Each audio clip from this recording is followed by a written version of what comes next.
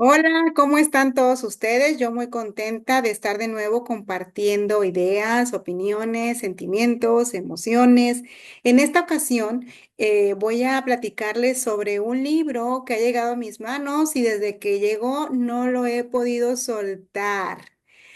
El libro es La generación ansiosa de Jonathan Haidt, que precisamente nos trata un tema pues controversial y trata también pues de explicar por qué las redes sociales están causando precisamente una epidemia de enfermedades mentales entre nuestros jóvenes. El rol de los padres, de la sociedad, asimismo nos da ciertas alternativas que podemos decir de solución sobre cómo ir minorizando estos problemas de salud mental, sobre todo si eres padre de familia y tienes un adolescente o un potencial adolescente, pues creo que esta información te puede ser muy útil. Permítame entonces ya para entrar en materia, voy a empezar a compartir lo que es la pantalla. Muy bien, aquí estamos. La generación ansiosa de Jonathan Haidt, interpretada por una servidora, Cora de Ramírez.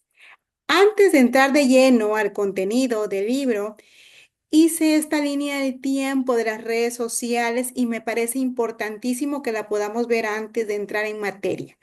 ¿Por qué? Por bueno, esto nos va a dar lucidez en cuanto al impacto de lo que es el smartphone y de la inserción del uso de las redes sociales en nuestra vida diaria como un mecanismo de comunicación, en cierta manera considerado hasta vital, ¿verdad? Ahorita no me quiero imaginar si nos quitan el WhatsApp, el Instagram, el Facebook, cómo podemos nosotros manejar esa situación sin que nos afecte las relaciones sociales y nuestra forma de comunicación.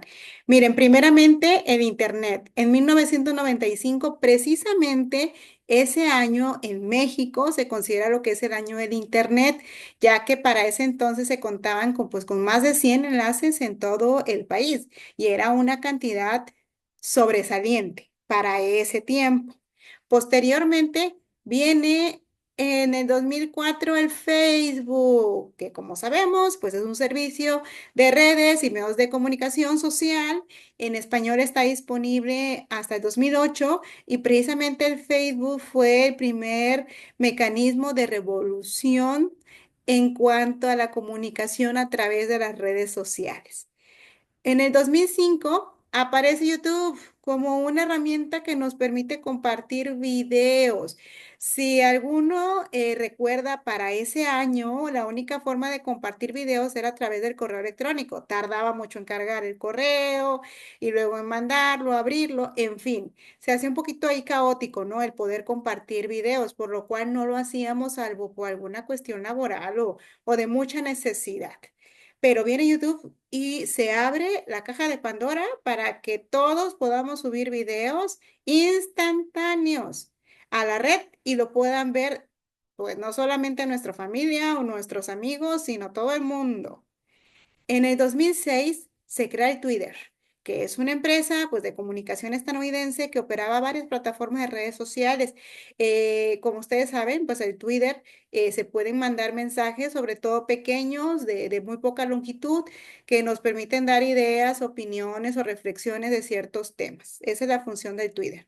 Pero aquí viene lo trascendental, 2007 es donde se hace un par de aguas. Yo diría que es un antes y un después. En el 2007 se lanza el smartphone por primera vez, que es un teléfono celular inteligente, es como una mini computadora. Si recordarán, antes del smartphone, el celular servía para dos cosas, para hablar, para recibir llamadas o para mandar o para recibir mensajes. Pero después que viene el smartphone, ya empiezan a implementarse el uso de las apps y dentro de las apps, pues bueno, lo que son las apps de las redes sociales. Miren, si se dan cuenta, tanto el Facebook como el Twitter como YouTube vienen antes del smartphone. Entonces, antes del 2007, para poder entrar a tus redes sociales, tenías que tener una computadora disponible. Los estudiantes, por ejemplo, para poder acceder a sus redes sociales, tenían que ir a las salas de cómputo o si ya llevaban computadora, en alguna chance que tuvieran para poder abrir y ver las redes sociales. Lo cual la comunicación pues era más limitada, era más corta, las respuestas eran más prolongadas porque pues no llevabas una computadora contigo todo el tiempo para estar respondiendo. Pero viene el smartphone, vienen las apps y puedes tener las redes sociales en tu celular. En el 2007 que pasó eso, pues bueno, se hizo un boom. ¿Por qué? Porque ahora estábamos recibiendo notificaciones, respuestas casi instantáneas. Ya no teníamos que esperar a llegar a la casa, abrir la computadora o llegar al trabajo o llegar a la sala de cómputo de la escuela y ver quién me escribió, qué voy a responder. No, ya lo traía yo aquí en mis manos y bueno, hasta el día de hoy, así es, ¿verdad? En el 2009 viene el WhatsApp, que ese también fue otro revolucionario de la comunicación escrita ya que también es instantáneo. Si recuerdan antes los mensajes de texto los mandabas, te respondían a las 1000 horas, pero no, con el WhatsApp era, ¿sabes qué? En ese momento que lo estoy mandando, yo ya estoy percibiendo si la otra persona lo está leyendo y me está contestando. Es más, puedo hacer grupos, ¿verdad? En donde todos estemos viendo el mismo tema, tratando el mismo asunto, organizándonos para el mismo evento, sin necesidad de estar mandando mensajes en forma individualizada. En el 2010 viene el Instagram, precisamente se menciona una anécdota, perdón, se considera que la primera publicación de Instagram fue un perro callejero sonriente en México. Esto pasó el 16 de julio del 2010. Y posteriormente, en el 2016 viene el TikTok. Este fue creado en China. Cuando surgió, pues bueno, fue como una aplicación para poder compartir videos cortos, editarlos y con música. Con esto, pues ya, bueno, podíamos mandar videos a través de YouTube, a través de TikTok, y en TikTok le puedes poner texto, alterar imágenes, en fin, ¿verdad? Después modificar muchas cosas. Y durante todo este proceso, miren, les puse aquí esta línea gris llamada Generación Z, son todas aquellas personas que nacieron precisamente en el periodo de 1997 a 2012. Es decir, ahorita una persona de generación Z de tener unos 28 años para abajo, ¿verdad? Todo esto que nos da un contexto de que a partir del 2007, con la inserción del smartphone, y a partir del 2004, con la creación y el impulso de Facebook, nuestra comunicación se modificó, ¿verdad? Si nuestro círculo de influencia estaba nada más en nuestra familia, en nuestro entorno, nuestros amigos cercanos, nuestros vecinos, pues bueno, a raíz del 2004, pues ya realmente podíamos compartir con gente de todo el mundo, exponiendo, confrontando precisamente lo que es nuestras culturas, nuestras ideas, tradiciones, valores, con otras culturas, con otros valores. Y esto en automático fue generando, pues bueno, roces por diferencias de opinión, ¿verdad? Pero bueno, es un proceso que se siguió y que se sigue hasta el día de hoy y que se va a seguir por la cuestión de que precisamente pues vamos a ver diferencias hasta dentro de los ciudadanos de un mismo país. Entrando en materia, en el libro de Jonathan Haidt, hace mucho hincapié del papel de los padres y madres de familia en lo que es el proceso de inserción de los smartphones en los jóvenes, en los adolescentes, para hacer hincapié. Nos comentan que los padres se sienten que han perdido a sus hijos. Hay padres que dicen, oye, ¿sabes qué? Estoy en la mesa comiendo con mi hijo, cada quien con el celular, no logro conectar con él. Es más, me responde más fácil un WhatsApp, un Twitter o en Instagram o en Facebook que cara a cara. Sienten que han perdido a sus hijos. Los padres se encuentran constantemente en una lucha de poder con los hijos para poder poner reglas, límites, horarios y que los muchachos los acepten. Sobre todo, por ejemplo, en el caso de las chicas, se va más a la cuestión de las redes sociales y en el caso de los chicos, también hay redes sociales, pero se enfocan mucho también a los videojuegos y a la pornografía.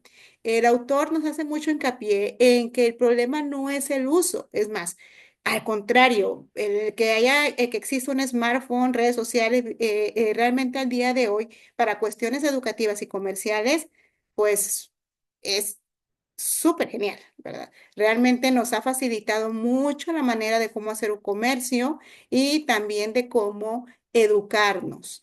Pero en la cuestión de utilizar las redes sociales y los smartphones exclusivamente para poder establecer relaciones sociales a través de un uso excesivo o estar más tiempo precisamente metido en la red social que en la realidad, es lo que puede afectar a los adolescentes, viviendo como en un mundo paralelo, ¿verdad? Al mundo real. Entonces, realmente el problema es el tiempo de uso. No que se use, sino que se use en forma excesiva, como todo, ¿verdad? Todo en exceso, pues puede, en dado caso, caer en defecto. Ahora, los padres también se sienten pues atrapados e impotentes ante esta situación y la mayoría de los padres saben que no es sano que sus hijos vivan la infancia basada en los teléfonos, pero también están conscientes que si no le proporcionan uno o no le permiten tener redes sociales, pudiera ser que su hijo estuviera, por decirlo así, pues condenado al aislamiento social debido a que el círculo social en el que se desenvuelve la mayoría de los jóvenes pues ya en este momento tienen en sus manos un smartphone y tienen redes sociales. El autor nos comenta que lamentablemente para las redes sociales la edad de 13 años es la edad, pues la mayoría de edad para que puedas darte de alta y tener uso de ellas, cuando muchos jóvenes todavía durante esa edad no tienen ni siquiera muchas veces un autoconocimiento completo, autoestima completa y un manejo emocional.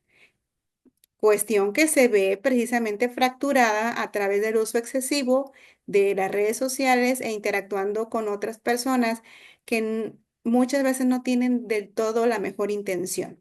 Ahora vamos a entrar hablando de la generación Z. Como decíamos en la línea del tiempo que vimos al principio, la generación Z, pues son todas aquellas personas nacidas entre 97 y 2012.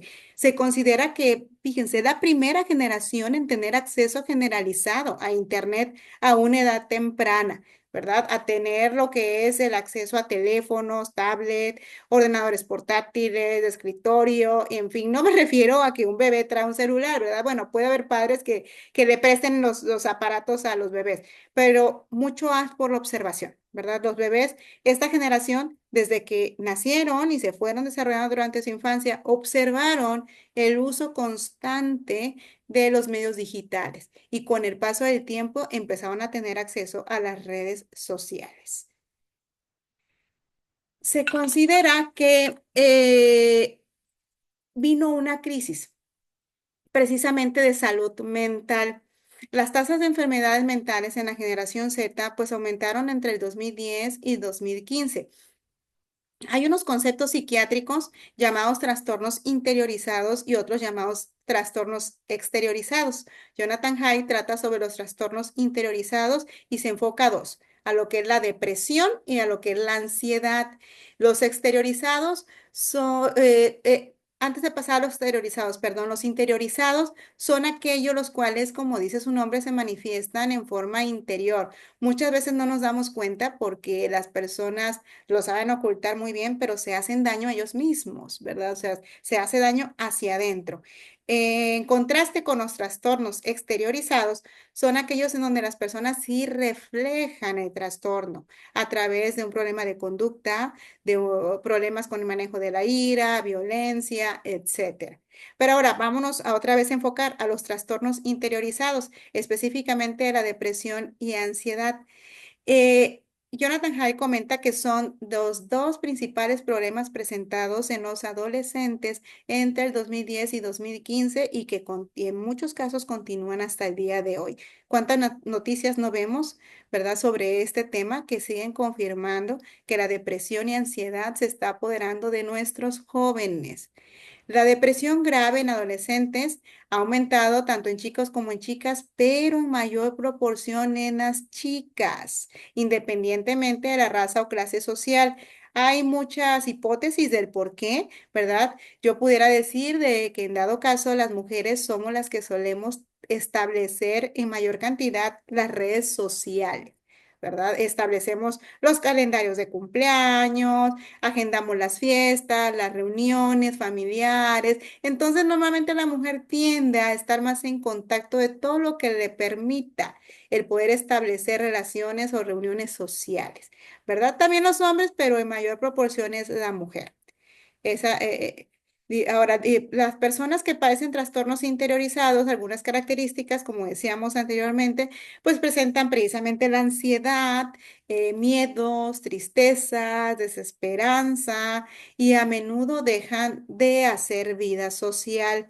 El ser humano es un ente completamente sociable, tiene una capacidad extraordinaria para formar grupos sociales fuertes, por lo que también está expuesto a dos amenazas sociales en forma especial, al ser rechazados o al ser avergonzados. Y en particular ahorita los adolescentes, por lo que están más preocupados por la amenaza de la muerte social que por la muerte física.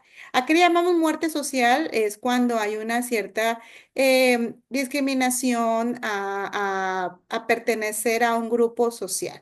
Vamos a decir un ejemplo, una persona que acaba de salir de cumplir una condena penal y sale al mundo social y esta persona pues realmente es aislada en muchos casos, ¿verdad? No digo que en todos, pero la mayoría de los casos son aislados precisamente por el concepto social que tenemos de una persona que acaba de salir de prisión. Eso es la muerte social, cuando la persona es marginada del entorno social. En este caso, los adolescentes están expuestos, ¿por qué? Porque como sea su aspecto, cuáles sean sus ideas, sus ideologías, sus formas de opinión, cómo se manifiestan en las redes sociales, pueden ser objetos de una muerte social, los cual los puede traer a una depresión o ansiedad. Aquí les comento algunos síntomas, tanto de la ansiedad como la depresión, hay muchos, ¿verdad? Pero aquí el autor se resume solamente en esto, ¿verdad? La ansiedad, pues se puede manifestar esa a través del cuerpo físico, por una tensión, una opresión, un malestar, molestia, sobre todo para respirar. Puede ser en el abdomen y en el tórax, ¿verdad? La persona anda como que muy nerviosa, anda, pues, no quiere comer, le das pastillas, no se tranquiliza, le das té, no se tranquilizan, en fin, ¿verdad? Porque muchos de ellos no logran precisamente controlar los pensamientos y los sentimientos que les está generando una situación de miedo, ¿verdad? El miedo, hay que recordar, el miedo es algo que estamos percibiendo en este momento, mientras que la ansiedad es algo que estamos viendo venir, sea real o no. Pero si no las creemos, nos puede generar ansiedad. En el plano emocional, pues la ansiedad se experimenta pues como temor, preocupación, falta de tiempo, agotamiento, etcétera. La depresión. En la depresión normalmente hay dos síntomas graves. Uno es el estado de ánimo, que normalmente se manifiesta con tristeza, vacío, desesperanza. La persona no encuentra un sentido de su vida ni de su existencia. La segunda, pues es la pérdida de interés del placer en la mayoría de las actividades o en todas, sobre todo surge un aislamiento social. Los jóvenes deportistas, por ejemplo, hasta pueden dejar su deporte favorito y esto es un síntoma de que el joven puede estar entrando en un cuadro depresivo. Nos comentan que si este tipo de conductas llegan a permanecer durante al menos 2 semanas, podemos hablar de un cuadro de depresión o de ansiedad que debe de ser tratado. Y bueno, por el momento, esta es así que nuestra primera parte de la interpretación del libro de La generación ansiosa de Jonathan Haidt. Esperen nuestro siguiente video en donde continuaremos hablando del resto del contenido del libro. Muchísimas gracias y estamos en contacto. Hasta luego.